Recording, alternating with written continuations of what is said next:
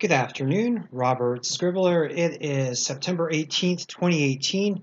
Thank you for joining me for another climate change and clean energy video blog. Now, for this segment, I am going to try to add to your climate change communication toolkit. And what we're going to talk about here is how to avoid the trap of falling into false framing when it comes to discussing how human-caused climate change influences the impact of hurricanes. And in short, the false frame that people can tend to get drawn into is kind of a red herring argument as to whether or not human-caused climate change caused the storm. In all honesty, the science of climate change attribution is not looking at whether or not climate change caused a storm. It's looking at how human-caused climate change influenced the storm's intensity and impacts. And the truth of the matter is that if you change the physical nature of the atmosphere and the ocean and the energy dynamic balance between the two, then you're going to change the potentials for intensity for the storm. And you can think about this in a statistical kind of way. It's like, I don't know, a lot of people like to say, for example, look at the statistics of a baseball player. And if we compare a storm, say, for example, to a baseball player, if you change the climate, you can change the storm's batting average. You can change how fast, like, for example, in a metaphorical comparison, how fast the storm can run to base. And you can change another number of the other parameters of the storm if you change the climate, because the storm is provided energy and fuel and motion by the climate system.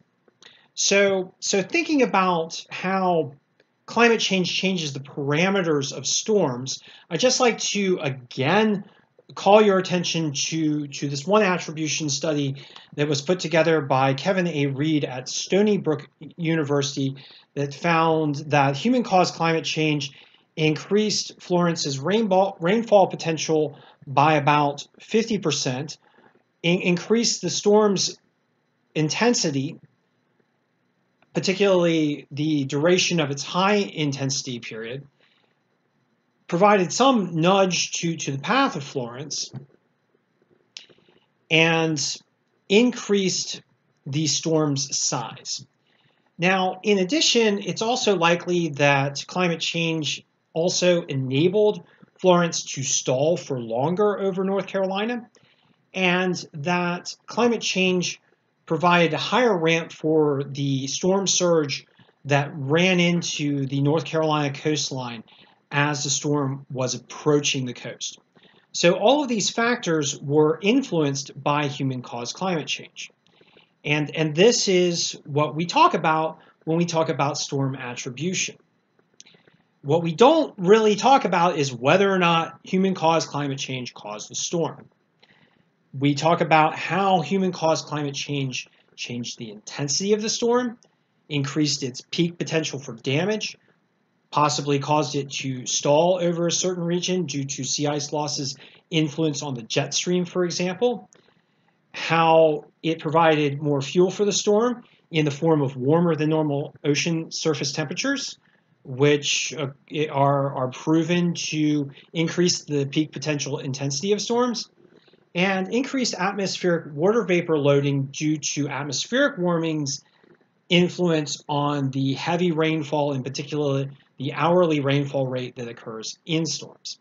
So keeping this in mind, I like to call your attention to a couple of statements, one by Dr. Michael Mann, who notes that, "I think we can say that the storm Florence is stronger, wetter, and more impactful from a coastal flooding standpoint than it would have been before because of human-caused warming."